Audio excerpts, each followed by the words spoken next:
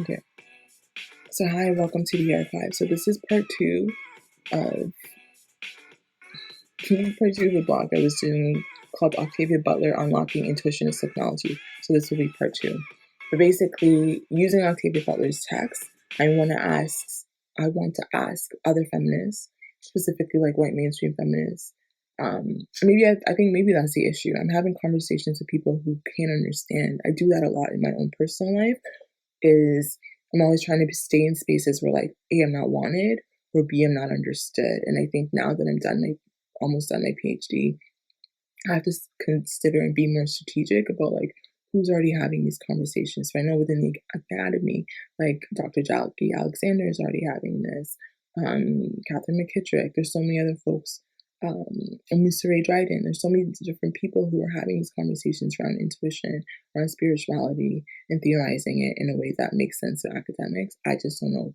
I don't think that's my portion, but we'll figure it out. So, using Octavia Butler, I want to ask, like, solidarity where? When you say solidarity, where are you talking about? When you say multi-scalar, is it, like, where's your geography? Is it just local, national, international, and, like, the highest you go to is planetary? Because that's really limiting. Because for a lot of us, we're time traveling. We're time traveling.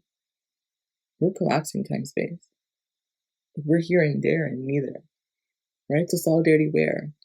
Across what time and space, in which dimensions and realms, right? How far are you willing to go to for solidarity? We dream a different vision of solidarity. So intuition and technology can serve as a counter technology then, right? To use Catherine McKittrick, here freedom is a secret. So if you're able to step into or embodied this feminist praxis, if you're able to go into wherever it is that we go, that others can't see. They don't even know how to make sense of it. Your oppressor doesn't even think that it's real. They think you are schizophrenic. They want to put you in a mental institute because you are paranoid. You don't make sense. Then, yeah, freedom here is a secret. It's a secret because you have no clue what we're talking about. You don't even think it's true. Like, you don't even think it's real.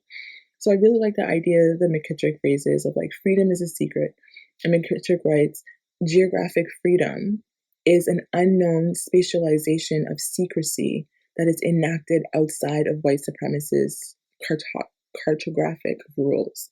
And I find that so beautiful, right? Like this idea that there's a spatialization of secrecy and it falls outside of white supremacy. Like you can't even fathom what is happening in these networks.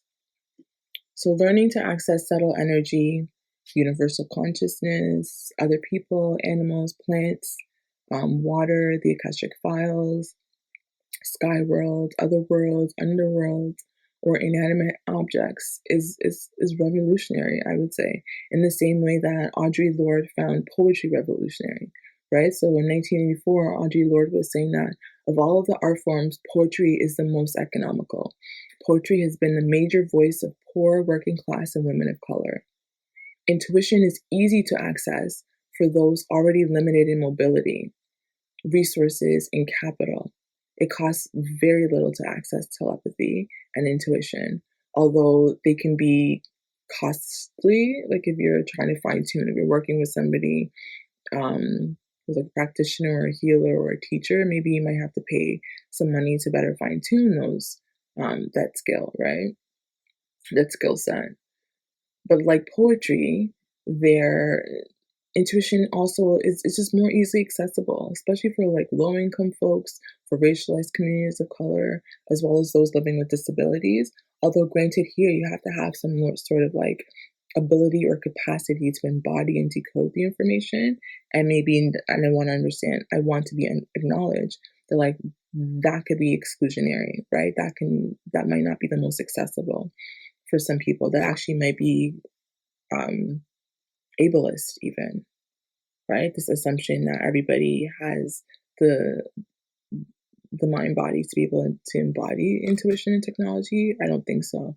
But I think at the same time though, presenting it in this way can be can be beneficial, kind of like online organizing, right? So for disabled folks who might not be able to like go out to protest and do it in that same way, building community and organizing online is crucial. And I think I'm thinking of this in that same way. So you might not be able to do it in the traditional sense, but this can be another way in which we can engage in some sort of something. Right? And again, presenting it as an option, as the only option, does not mean that like we don't continue traditional forms of solidarity. It does not mean that the conventional forms is we do away with that. In fact, you can't do this without considering the traditional forms, right? So strategic plans are still needed. You still need to get out there and like do protests. You still need to be able to redistribute wealth, to have petitions, to have campaigns, to push for new legislature and policy changes that liberate more people, right? You have to do the tangible physical work. Like that labor still has to happen. Emotional support will go a long way, but it's not the only way. It's not the only way.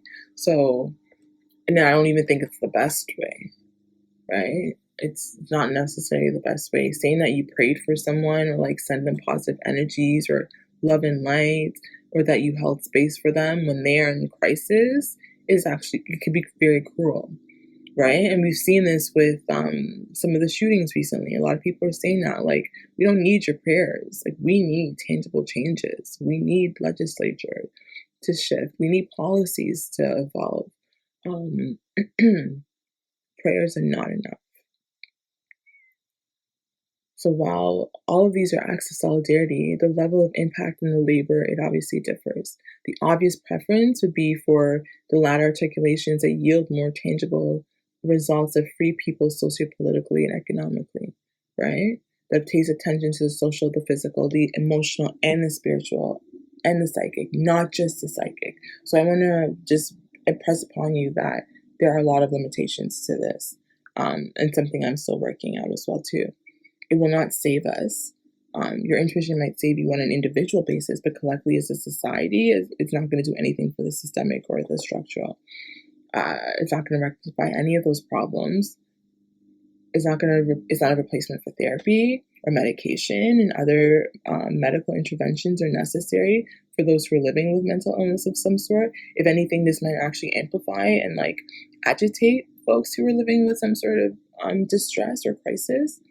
So you have to be aware of that. It's not a cure for any disabilities. I'm not saying that this is going to cure anything, nor it is an alternative form to like the myth of meritocracy, right? Where it says like, you blame the individual for not having tried enough, right? You didn't build your intuition enough, and so you couldn't save yourself. Like that's not it. That's some neoliberal bullshit that like, that's not it. As Jack Haberstam writes, the notion that social change can come through adjustments to the self, through a focus on interiority without a concomitant. This is why I have to leave the academy. What does that word even mean? Attention to social, political, and economic relations can be a disastrous tactic. So basically, what I take from this is like, you can't just focus on the emotions alone, right? The idea that social change is going to come from improving yourself is farce. Like that's not it. That's not how we get to liberation, is doing self-care and working as individuals on ourselves. That's not the way to liberation. You need a whole bunch of other things to happen at the same time. So I cannot underscore this enough. I would be remiss to note this, that like, again, negotiating this level of labor and energy and like leaving the bulk of the work to folks who are already tired is also not it, right? It's a kind of like the neoliberal intervention that then places the agency and the onus on the individual, or like oppressed communities to save themselves. So now you must go and do the healing, even though intergenerational trauma is like something that's very much so genetics, not just genetic, very much so systemic. Right? Like, how do you heal something that's always going to be there, that is this machine that is intentionally trying to break you down? You can't. That's not how it works. So in any case, like William and Beatrice, or even Lauren, these neurodivergent feminists can teach us about becoming more knowledgeable about emotions like shame, about how we can decode some of the data that it comes with to raise our feminist consciousness, right? And in doing this, we can reconstruct alternative feminist futures that are attentive to emotions and like what they do to us. Because if we don't know what something is doing to us, how do we know how to shape it differently? So there's so much more to say on this topic. There's even more research and learning that I need to do. I have to go back to the literature and really look into like African spirituality, because that's something that, like, even myself, I might be African, but that's not something I was raised in, right? I was raised Catholic, which says that the old ways is dangerous, is deviant, is bad, is barbaric, is primitive. You know, you do that and like you're a big fool, you're a witch. You're going to hell. God doesn't like you. Like, these are the messages that the colonizers told us, and now we believe it ourselves, and we're teaching our children that like being African is sending you to hell.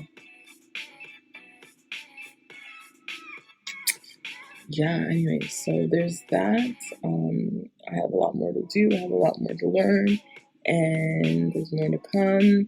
But for now, these are some of the different ways I'm working with Octavia Butler and what she can tell me about the future of emotion, specifically as it pertains to unlocking intuitionist technology. Please like, subscribe, or share. And until next time, it's all very. Bye.